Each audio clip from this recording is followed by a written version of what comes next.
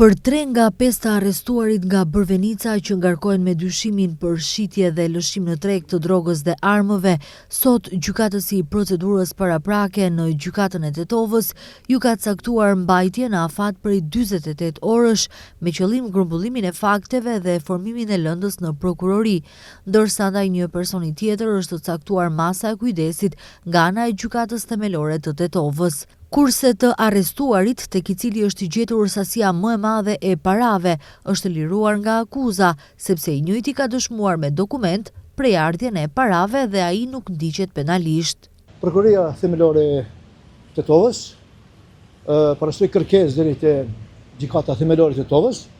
te gjykati i procedurës paraprake për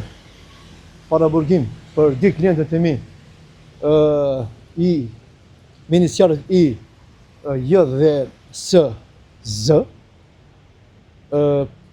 të cilët dyshohen për vepra penale,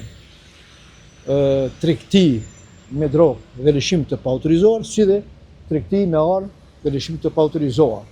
Parapar me nenin 396 të Kodit Penal të Republikës së Maqedonisë Veriut dhe të Kodit Penal 215 neni 215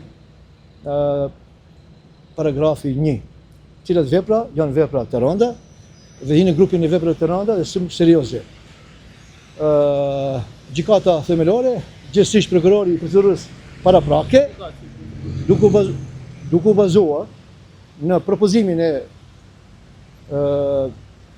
prokurorisë themelore, i përcaktoi paraburgim